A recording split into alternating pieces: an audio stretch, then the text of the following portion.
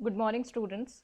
Welcome to this e-class of BND Government Arts College, Chimanpura. I am Dr. EKTA GOSWAMI, and in this class, we would take up the discussion of Tughlaq further.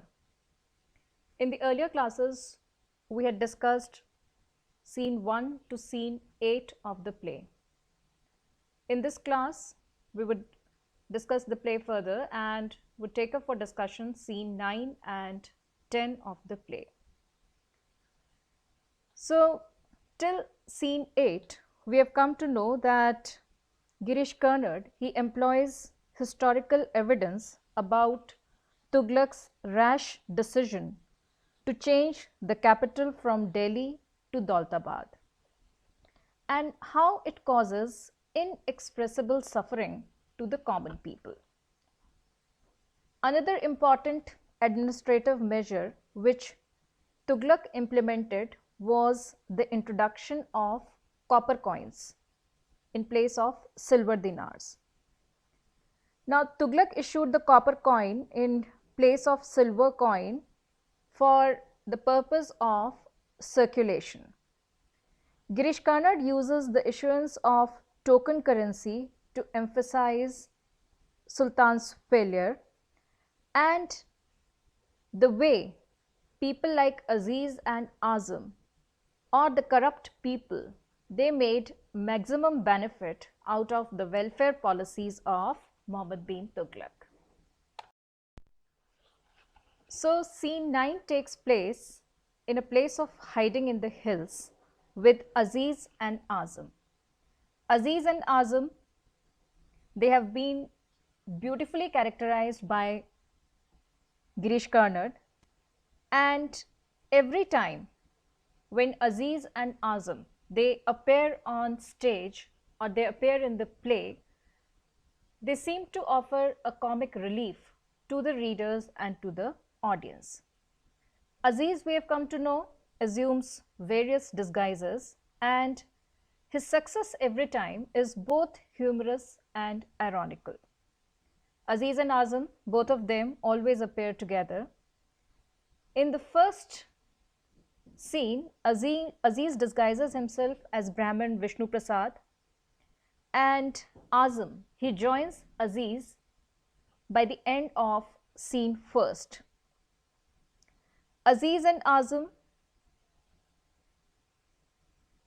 again appear in scene 7 after the tension-ridden scene of the murders of Sheikh Imamuddin and Shihabuddin. The Hindu woman whose son is seriously ill hopefully looks at Aziz, and then there is another man with 6 children who tells him about his condition of the condition of the people who have been stealing even the dead bodies because they have to pay the fine. The man with the women and 6 children creates an absurd situation, and Aziz and Azam, they plan to make maximum benefit out of the beautiful word of politics, which is full of mindless people. So, their quest for power or their search for power and their striving for power is proclaimed every time when they appear on stage or when we read their characters. Azam, he's fed up with life, he wants to run away, but it is Aziz who drags him along with him. So, the ambition is there in the mind of Aziz, not Azam. And he shows him that where their future is, it is in politics, because it would give them wealth, success, position and power. Next, Aziz and Azam comes up in scene 9th, which we would discuss. And Aziz and Azam, when the scene opens, they are seen stressed out on the floor in the hideouts in the hill. Azam, he talks of being bored of life, of thieving and looting and killing. He is not very ambitious by temperament, and he wants to lead a very happy kind of a life. And Aziz, he tries to justify every time whatever he is doing. And he says that there's hardly any happy man in the world.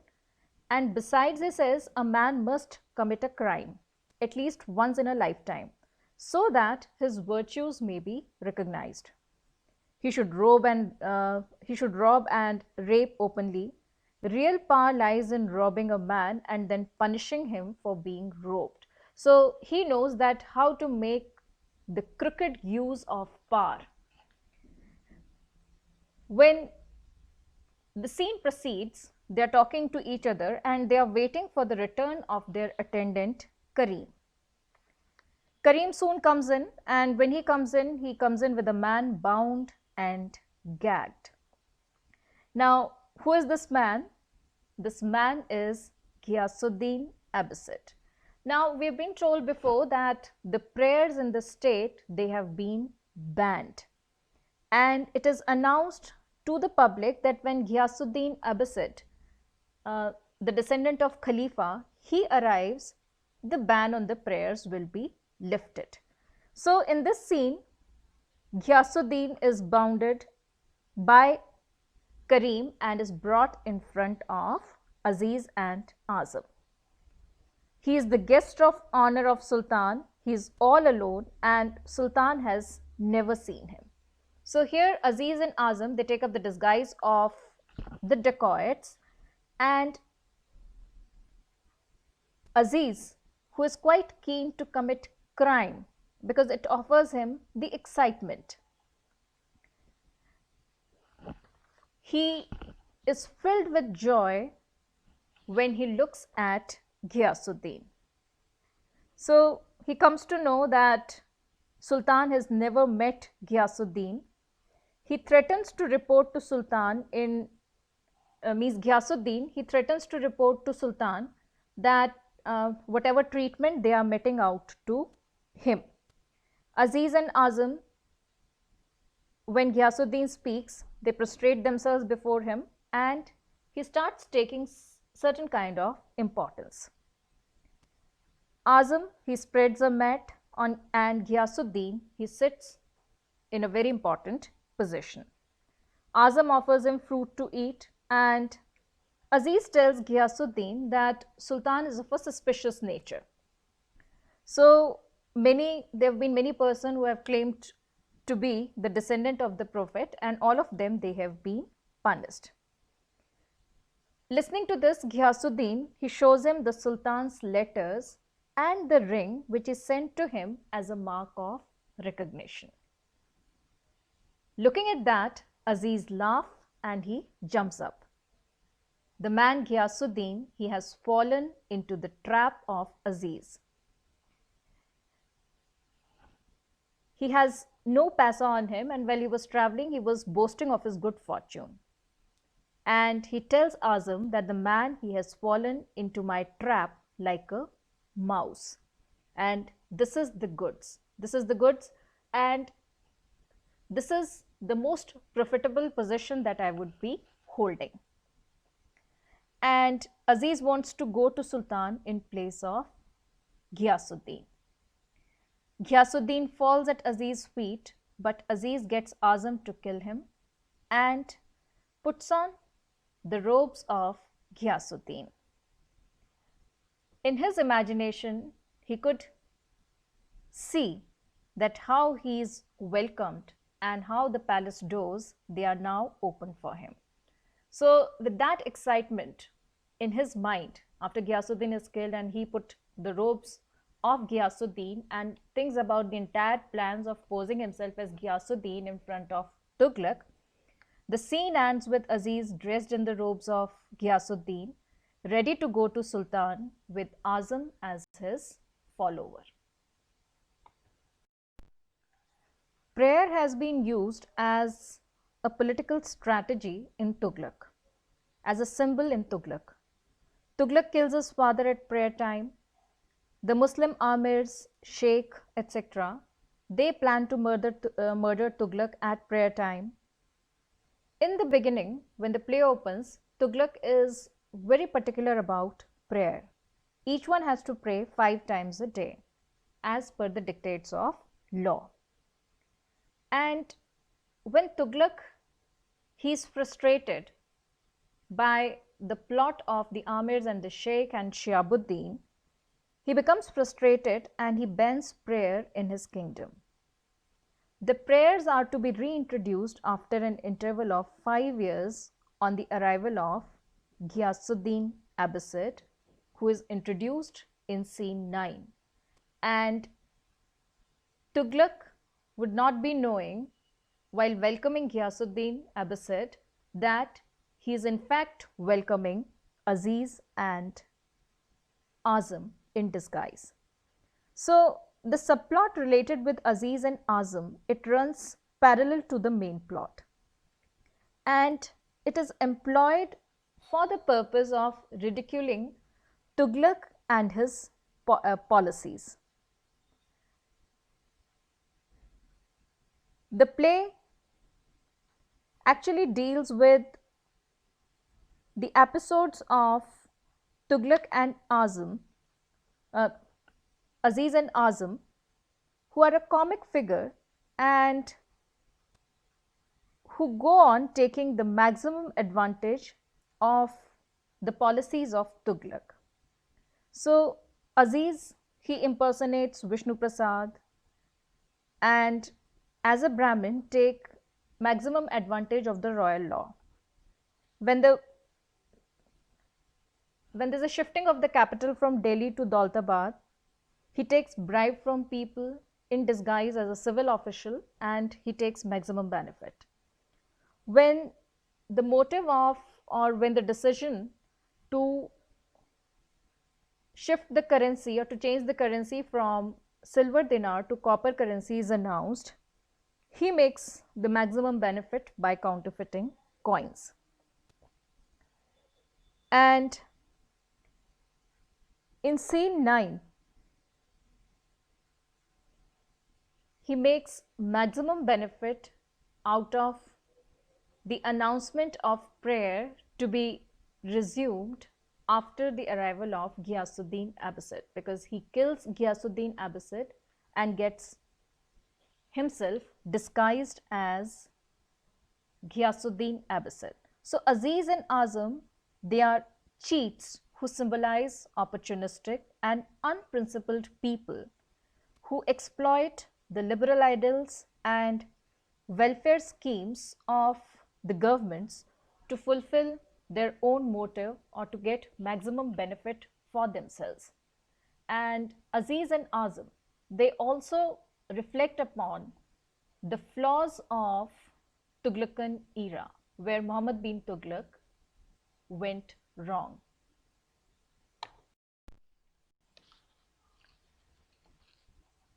So scene 10 of Tughlaq, the action takes place in the palace. The scene is between Muhammad and the stepmother. As the curtain rises, Muhammad is looking out of the window in the fort of Daulatabad.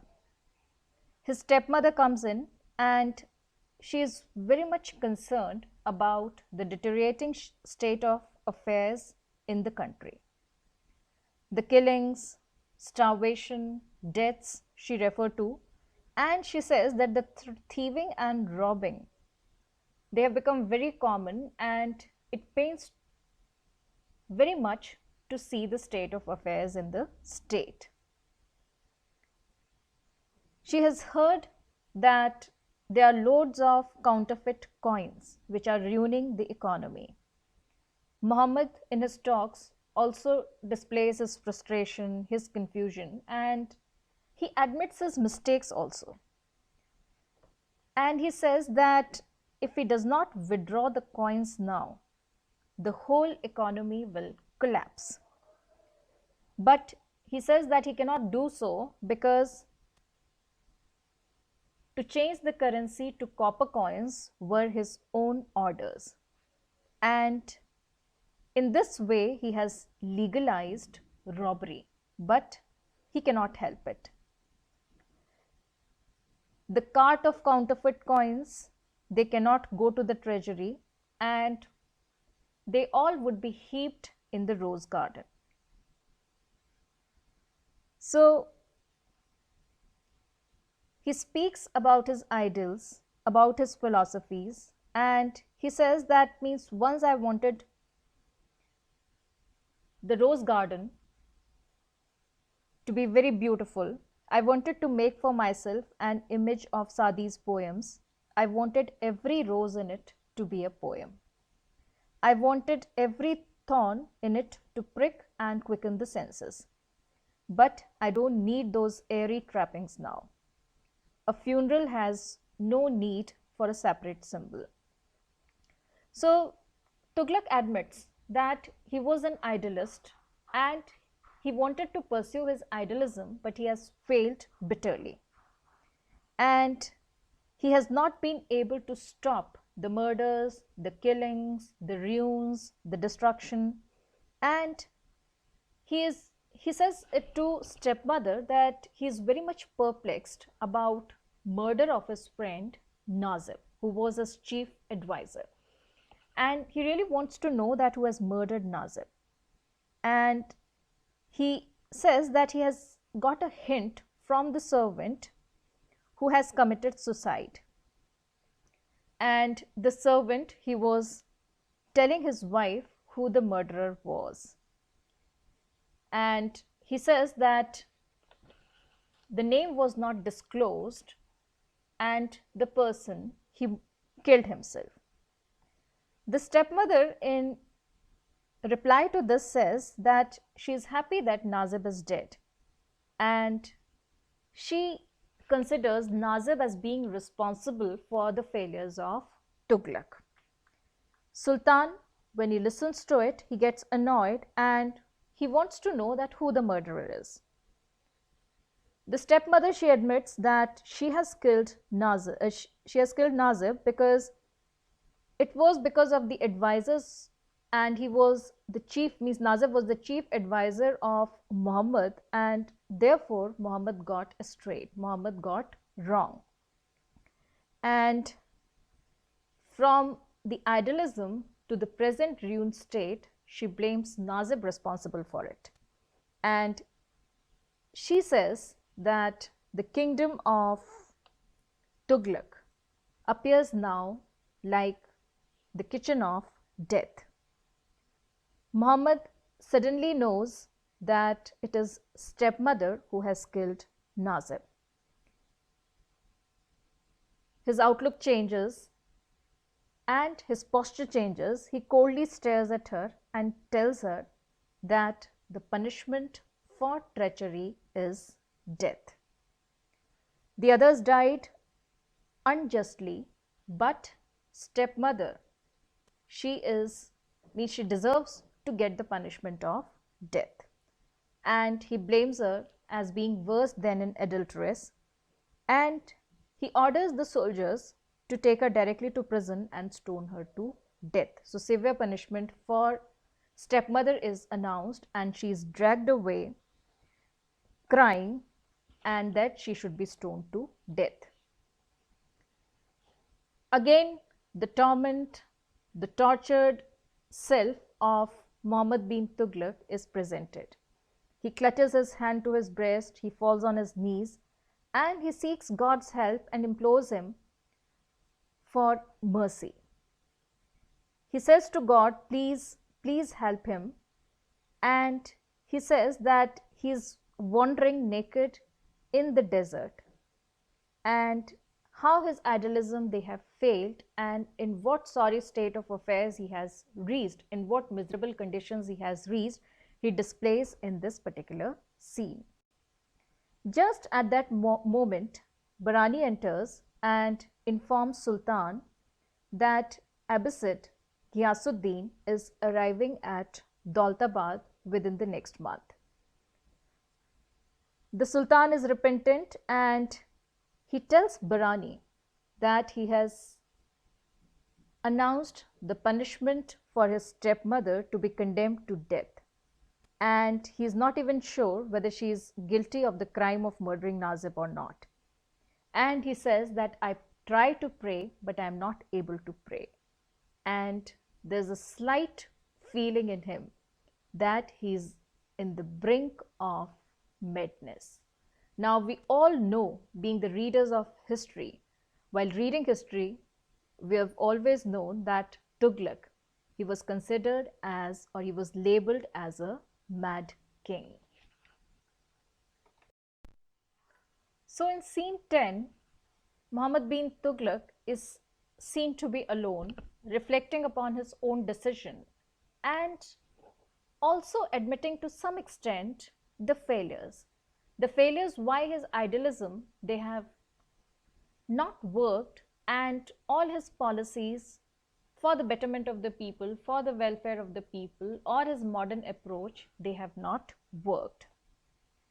The cruelties of Sultan reaches its height when he comes to know of the stepmother admitting to murder Nazir. He mercilessly and cruelly orders that she should be dragged and stoned to death. When his stepmother, she tells him, or she blames him for killing his father, brother and sheikh, Tughlaq claims that he has killed them for an idol. Perhaps the idol of building a utopian empire, which was his ambition, or which was the mission of his life. And he himself says, I killed them, yes, killed them for an idol.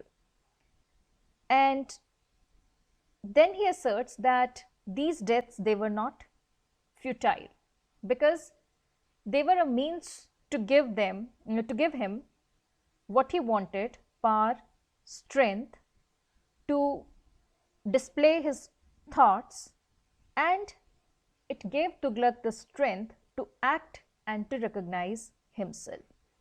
So by the end of scene 10, we come to know that for Tughlaq, violence has become, or craftiness has become, or intrigues, they have become quite inextricable to his character. And violence is no longer under his control. Once he has used the exhilarating power of killing, it has become a sort of a compulsion to him to act violently.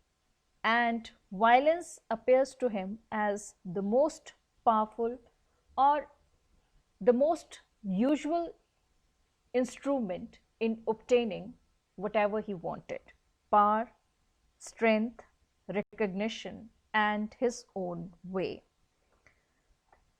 So the idealist and visionary in Sultan has been a failure, and the bloodthirsty, fierce and crafty politician is in the ascendant, is growing in the personality of Tughlaq, while we proceed on to another scenes. So in the play Tughlaq, Girish Karnad deals with the historical character of the life of Sultan Muhammad bin Tughlaq of 14th century India, and Girish Karnad projects the curious contradictions in the complexities and in the personality of Tughlaq, who was once a dreamer, who was once a man of action, who was kind, who was benevolent, who was thinking about the unity of Hindu and Muslim, and who was quite far-sighted in his approach as far as even economy was concerned.